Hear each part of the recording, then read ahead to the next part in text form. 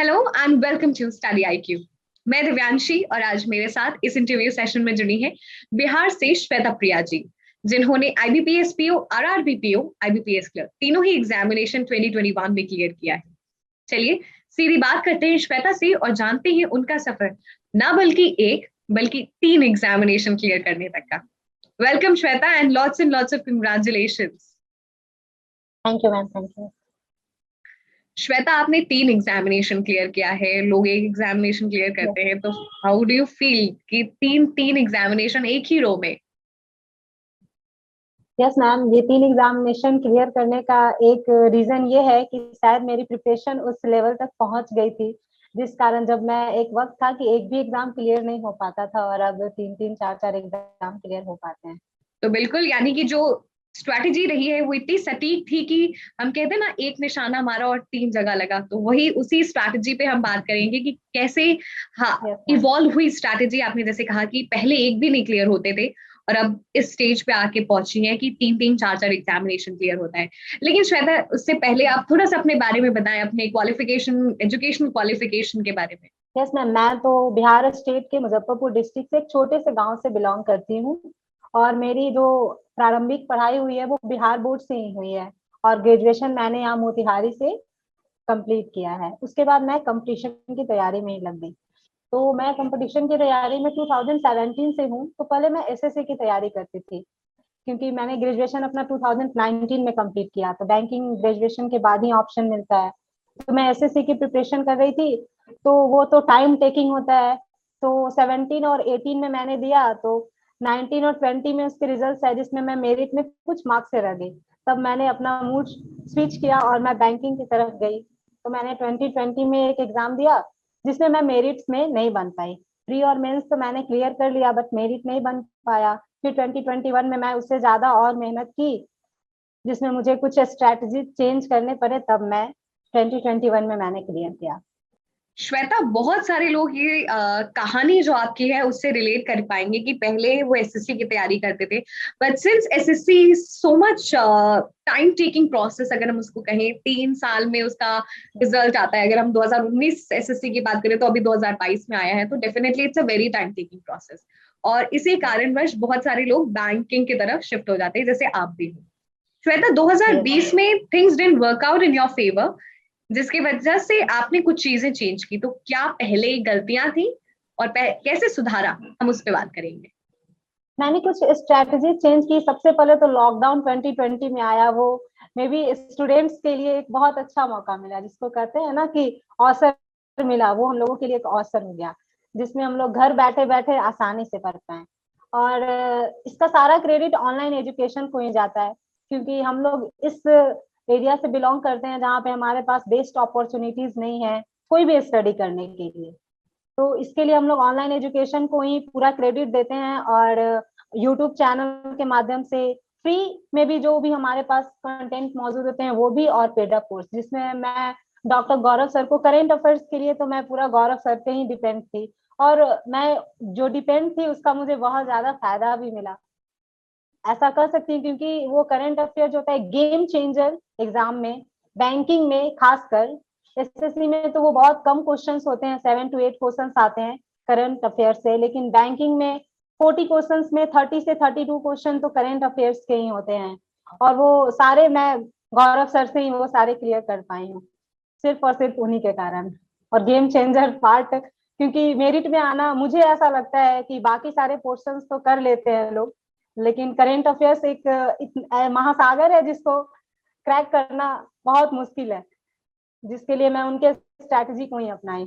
तो श्वेता, आपने जैसे मेंशन किया कि पहले फ्री कोर्स था, उसके बाद आपने फिर पेड अप ज्वाइन किया। आपने भी मेंशन किया कि बहुत सारे ऐसे यूट्यूब चैनल्स हैं, बहुत फ्री कंटेंट अवेलेबल है। Then why did you decide to pay for Gaurav sir's current affairs course? Yes ma'am, ये स्ट्रैटेजी की बात है। गौरव सर का पढ़ाने का तरीका जो है वो एग्जाम में बिल्कुल, ये ज्यादा इधर उधर की बात नहीं। जो डेली वीडियोस की मैं बात करूं तो सर 18 क्वेश्चन देते हैं, बट 18 क्वेश्चन वो 60 क्वेश्चन के इक्वल हो जाते हैं। अगर उसको 3 times to 4 times अगर मैं उस वीडियो को देखूं तो वो 60 क्वेश्चन तक पहुंच जाते हैं। तो मैं उसे पीडीएफ को निकालती थी और फिर से सर के वीडियो को लेक्चर 3 times तो मैं मिनिमम देखती ही थी, तभी मुझे वो 60 क्वेश्चंस मिल पाते थे। ये सारे चीजें मैंने और भी ट्राई किया, बट मुझे ये चीज नहीं मिल पाया जो सर के वीडियोज में मुझे मिल पाया, इसलिए मैंने पेड अप कोर्स लेना बेटर समझा फ्री ऑफ कॉस्ट के मुकाबले। And it also helps you in your examination, आप मेरिट लिस्ट में आए, आप जैसे मेंशन कर रहे थे करंट अफेयर्स एक गेम चेंजर होता है। यस मैम, गेम चेंजर तो है ये। 30 से 32 मार्क्स बहुत बड़ी बात है मेरिट में आने के लिए। श्वेता फिर चलिए आगे बात करते हैं। आपने जैसे कहा कि 2020 में जो स्ट्रैटेजी अपनाई, कुछ चेंजेस किए और 2021 में उसको इनकॉर्पोरेट किया, तो हम पूरी जो जर्नी है स्ट्रैटेजी इवोल्यूशन की अगर हम बोले, उसको मैं चाहती हूँ आप थोड़ा सा हमारे साथ शेयर करें। पहले मैं तैयारी करती थी तो मैंने एक गलती की कि मैंने प्रीवियस ईयर क्वेश्चन को नहीं देखा। मैंने अपनी गलती ये रियलाइज की कि मैंने प्रीवियस ईयर क्वेश्चन को नहीं देखा और मैं सीधे चैप्टर वाइज सॉल्यूशन करते गई और एग्जाम में दी। पीटी तो और मेंस क्लियर हो गए बिकॉज मैं एसएससी का प्रिपरेशन करती थी, तो उससे मुझे बहुत सारा फायदा मिला। बट जब मैं 2020 में कुछ मार्क्स से रह गई तो मैंने अपना स्ट्रैटेजी चेंज किया। जैसे बोलते हैं ना, अब हार्ड वर्क नहीं, स्मार्ट वर्क की जरूरत है। तो मैंने हार्ड स्टडी से थोड़ा अब स्मार्ट स्टडी में कन्वर्ट किया कि मुझे वो पढ़ना है जिससे मैं एग्जाम क्रैक कर पाऊँ। मुझे ज्यादा ज्ञान की जरूरत नहीं चाहिए, मुझे पूरा संसार नहीं पढ़ना, बस मुझे एग्जाम क्लियर करना है। तब मैं प्रीवियस ईयर क्वेश्चन को ली। हाँ, बैंकिंग एग्जाम में हर साल चेंजिंग होते हैं, वो प्रीवियस ईयर क्वेश्चन को लेते नहीं है हर बार, वो कुछ ना कुछ चेंजिंग करते रहते हैं। बट फिर भी मैंने प्रीवियस ईयर क्वेश्चन किया, जिसके लिए मैंने बीएससी पब्लिकेशन के बुक्स को रीजनिंग और मैथ्स के लिए, और इंग्लिश में मैंने द हिंदूज पेपर को लिया, और करंट अफेयर्स तो गौरव सर से ही मैं करती रही, और कुछ बैंकिंग स्टैटिक्स थे वो मैंने क्लियर किया। फिर मैंने पीटी किया। पीटी में थोड़ा टाइम कंज्यूम होता है, तो ये मैंने टाइम पे थोड़ा ध्यान दिया और पीटी तो क्लियर हो गया। बट मेंस में मुझे ऐसा लगता है कि एग्जाम क्लियर करने में हमें ये ध्यान देना पड़े मैं सारे क्वेश्चन को अटेम्प्ट ना करूं। मुझे कम ही अटेम्प्ट करना है, बट मुझे वो मार्क्स सिक्योर चाहिए, मैं उसमें गलत ना करूं। इसलिए मैंने ये चेंज किया कि पहले मुझे किस क्वेश्चन को छोड़ना है। पहले मैं इस क्वेश्चन पे ध्यान देती थी कि मुझे ये क्वेश्चन करना है, और इस जिद में टाइम कंज्यूम हो जाता था और वो क्वेश्चन भी पूरे नहीं हो पाते थे। तब मैं सोची कि नहीं, मुझे इसको छोड़ना है, ये मैं कम टाइम में बना सकती हूँ और ये मैं नहीं बना सकती हूँ। तो मैंने छोड़ने का स्ट्रेटजी अपनाया कि मुझे कौन से क्वेश्चन को छोड़ना है। सबसे फर्स्ट मेरा स्ट्रेटजी यही था कि मैंने बनाने का स्ट्रेटजी को नहीं अपनाया, मैंने छोड़ने का स्ट्रेटजी को अपनाया। और जो मुझे काफी हेल्पफुल रहा, क्योंकि जो मुझसे बनने वाला था 100% मार्क्स देने वाला, वो मैंने क्वेश्चन पहले किया, और बाद में जब वो टाइम बच जाता था तब मैं उन क्वेश्चन पे ध्यान देती थी कि ये मुझसे नहीं हुआ तो अब होगा या नहीं होगा। ये मैंने अपनाया तो मुझे ऐसा लगता है बहुत अच्छा हुआ, क्योंकि रिजल्ट इसी स्ट्रेटजी से मुझे मिला। तो श्वेता की बहुत ही यूनिक स्ट्रैटेजी थी कि क्वेश्चन छोड़ने की स्ट्रैटेजी अपनाई और वो एक्चुअली हेल्प की। तो श्वेता चलिए थोड़ा सा और यस आगे बढ़ते हैं और बात करते हैं प्रीवियस ईयर क्वेश्चंस लगाना कितना जरूरी है। मैम, बहुत जरूरी है, क्योंकि एग्जाम्स क्लियर करने के लिए वो कैसे क्वेश्चंस हमसे पूछते हैं ये जानने का एक ही हमारे पास तरीका है, वो प्रीवियस ईयर। हाँ, वो चेंजिंग करते हैं तो वो चेंजिंग उसी बेस पे करते हैं, कंसेप्ट तो चेंज करते नहीं है वो। हाँ, मे बी उसका तरीका चेंज कर दे कि आप उसको कैसे, क्योंकि कंपटीशन हाई होते जा रहा है तो वो तो नॉर्मल सी बात है कि वो कुछ ना कुछ चेंज तो करते ही रहेंगे। तो इसके लिए वो प्रीवियस ईयर क्वेश्चन ही बहुत हेल्पफुल रहता है कि वो क्या लेते हैं और हमें क्या करना चाहिए, हमें किस चीज पे अटेम्प्ट करके हम उनकी सोच से अपने सोच को मैच कर सकते हैं कि जो क्वेश्चंस हमारे पास आ रहे हैं उस क्वेश्चन को सॉल्व करने के लिए हमारे पास क्या स्ट्रेटजी होनी चाहिए। ये स्ट्रेटजी हमें प्रीवियस ईयर क्वेश्चन से ही मिल सकता है। बिल्कुल। क्या क्वेश्चंस और जो एग्जामिनर जो क्वेश्चंस बनाते हैं वो किस माइंडसेट से बनाते हैं और क्या पैटर्न फॉलो होगा, उसके लिए भी बहुत जरूरी है कि आप पीवाईक्यूज आप देखें और सॉल्व करें। तो श्वेता जब हम प्री और मेंस की बात करते हैं, सभी मोर और लेस सेम स्ट्रेटजी अपनाते हैं, क्वेश्चंस लगाते हैं, क्या चूक रह जाती है? मुझे ऐसा लगता है मैम कि वो स्ट्रेटजी तो जरूरी है ही, और इसके अलावा मॉक टेस्ट बहुत ज्यादा इम्पोर्टेंट है डेली बेसिस पे। क्योंकि बहुत सारे ऐसे होते हैं जो पढ़ाई शुरू करते हैं, एक दिन पढ़ते हैं, फिर 2 दिन छोड़ देते हैं, फिर थर्ड डे पढ़ते हैं, अल्टरनेट करके पढ़ते हैं। बट मुझे ऐसा लगता है कि इसके लिए कंसंट्रेशन बहुत ज्यादा इम्पोर्टेंट है, क्योंकि इसमें टाइम के साथ साथ कंसेप्ट भी ज्यादा चाहिए होता है। बैंकिंग एग्जाम्स में वो टाइम भी फास्टर खोजते हैं और कंसेप्ट भी देते हैं। तो ये हमें सिर्फ डेली मॉक टेस्ट से ज्यादा मिल सकता है, तो मैं इसके लिए डेली मॉक टेस्ट लगाती थी।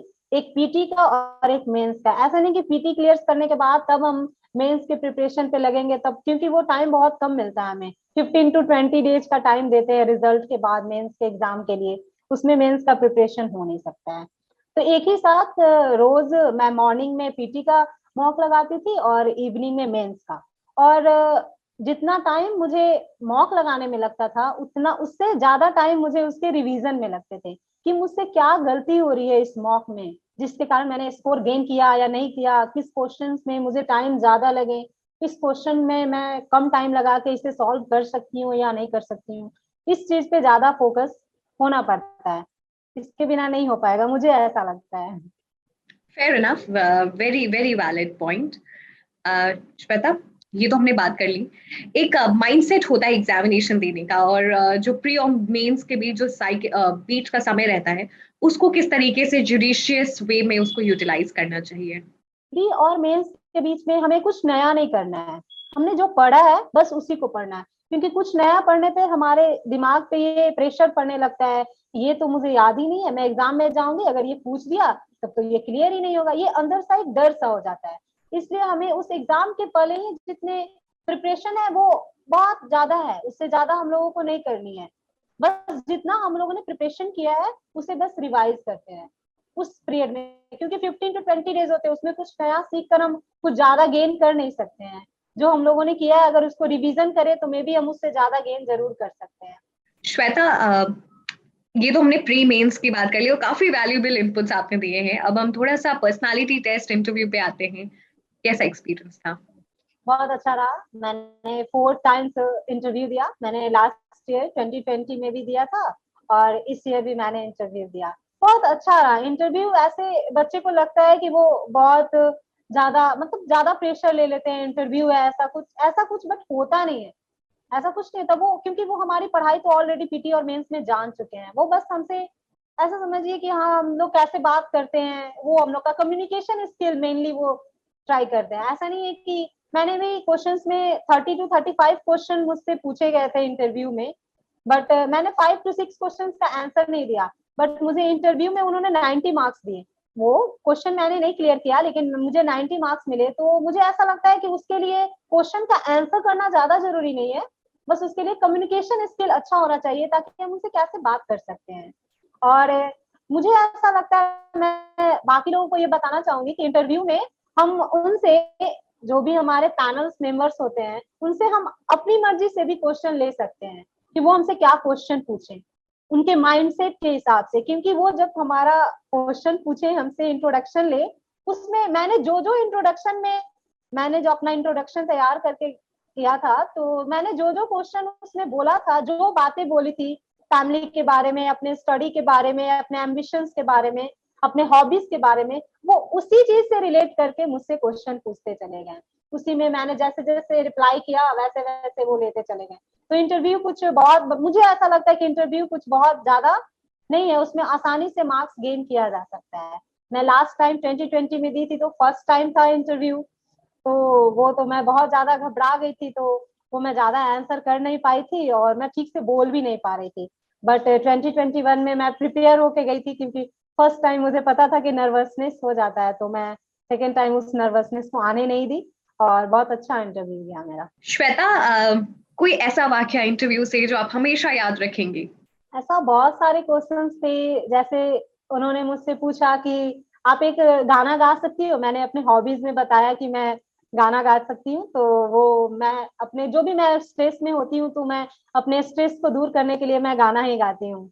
तो वो मुझसे गाना सुने थे और क्लैपिंग भी किए थे, खड़े हुए थे, बोले कि हम लोग आपसे और इंटरव्यू है, अगर आपसे मिलते तो और भी गाना आपसे सुनते। ये वाकया मुझे हमेशा याद रहेगा। बिल्कुल, ये तो बहुत ही इंटरेस्टिंग वाक्य है कि आपने इंटरव्यू पैनल के सामने गाना गाया and they uploaded you with a standing ovation. तो इससे बड़ी बात क्या हो सकती है। Yes ma'am. श्वेता, जैसे हमने बात किया था स्टार्टिंग में ही कि जो स्ट्रेटेजी थी वो इतनी सटीक बैठी कि सब एग्जामिनेशन क्लियर हो, और एग्जामिनेशन मोर और लेस सेम पैटर्न पे होते हैं। बस आपको हर एग्जामिनेशन की स्पेसिफिकेशन जानना अच्छे से होता है। तो अगर हम आईबीपीएस क्लर्क की बात करें, पीओ की बात करें, आरआरबी क्लर्क की बात करें, जो भी एग्जामिनेशन आपने क्लियर किया है, जो हम स्टडी स्ट्रैटेजी की बात करें, सभी को आप क्या बताएंगी? सभी को मैं ये बताऊंगी कि वो कंटिन्यूअसली प्रिपरेशन करें, वो बीच में गैपिंग ना करें, क्योंकि बैंकिंग एग्जाम्स मुझे ऐसा लगता है 3 to 4 मंथ्स एनफ है उसके प्रिपरेशन के लिए, ज्यादा टाइम टेकिंग नहीं है। 3 to 4 मंथ्स अगर हम सीरियसली उसके प्रिपरेशन करें तो हम आराम से उस एग्जाम को क्लियर करके मेरिट में भी आ सकते हैं। और सबसे पहले प्रीवियस ईयर क्वेश्चन को तो करना ही है, मॉक लगाने हैं, और एग्जाम के पैटर्न को समझना ज्यादा जरूरी है कि किस पैटर्न से, किस सेक्शन से हम ज्यादा स्कोर गेन कर सकते हैं, क्योंकि हमें स्कोर गेन करना है। ऐसा नहीं कि हाँ मुझे जिद कर लिए कि नहीं मुझे मैथ्स में ही गेन करना है, मुझे रीजनिंग में ही गेन करना है, ऐसा कुछ नहीं है। आपकी जिस सेक्शन में आपकी ज्यादा इंटरेस्ट है आप उसमें गेन करने की कोशिश करो, तो मुझे ऐसा लगता है कि बहुत ज्यादा बेनिफिशियल होगा। और वो एक जो होलसम स्ट्रैटेजी की हम बात कर रहे हैं, वो हर एग्जामिनेशन में किस तरीके से यूज करना है? एक रूटीन वे में काम करना है, जो हमारा डेली टू डेली जो रूटीन होता है वो हमें रूटीन फिक्स करना है कि इतने बजे से इतने बजे तक मैं ये करूंगी, क्योंकि उसी हिसाब से हमारा माइंड सेट हो जाता है उस एग्जाम के लिए, उस एग्जाम के लिए कि हाँ इस एग्जाम में मुझे ये चाहिए, मुझे इसके लिए ये करना है, और डे टू डे जो हमारा रूटीन है उसको सेट करके हम उसके लिए कोई भी एग्जाम हो चाहे उसके लिए हम उसको क्लियर कर सकते हैं। श्वेता, आपको आपके प्रिपरेशन डेज में ले जाऊं तो एक दिनचर्या कैसे शुरू होती थी? मॉक टेस्ट कब लगाते थे? रिवीजन का क्या समय होता था? एक दिन का स्केड्यूल क्या होता था? मैं मॉर्निंग 4 AM में जगती थी, क्योंकि मैं ट्यूशंस भी लेती थी और तब मैं पढ़ती थी, तो मैं मेरे सोने का टाइम बहुत कम होता था, तो मैं 4 AM में जगती थी और 5 AM तक मैं मॉर्निंग में निकल जाती थी। 7 तक मैं ट्यूशंस लेती थी, फिर 7 से आके मैं 10 तक, 7 AM से 10 AM तक मैं मॉक लगाती थी पीटी का, और उसके रिविजन्स करती थी। फिर मैं 10 के बाद ट्यूशंस लेती थी, तो वो 2-3 घंटे का होता था, मैं 1 या 2 बजे तक घर पे चली आती थी। फिर आती थी, फिर मैं उसके बाद ये इंग्लिश और करंट अफेयर्स ये सब पढ़ती थी, फिर मैं 6 बजे बैठती थी। इतना बजे तो मतलब जो भी मुझे रिवीजन करना होता था वो मैं रिवीजन करती थी, और 6 बजे से मैं मेंस के मॉक लगाती थी। मेंस के तो 2 आवर्स से 3 आवर्स लगते थे, आरआरबी वाले 2 आवर्स लगते थे, और आईबीपीएस वाले 3 आवर्स लगते थे। तो मैं एक एक अल्टरनेट करके लगती थी, एक दिन आरआरबी का मेंस लगाती थी और एक दिन आईबीपीएस का मेंस लगाती थी।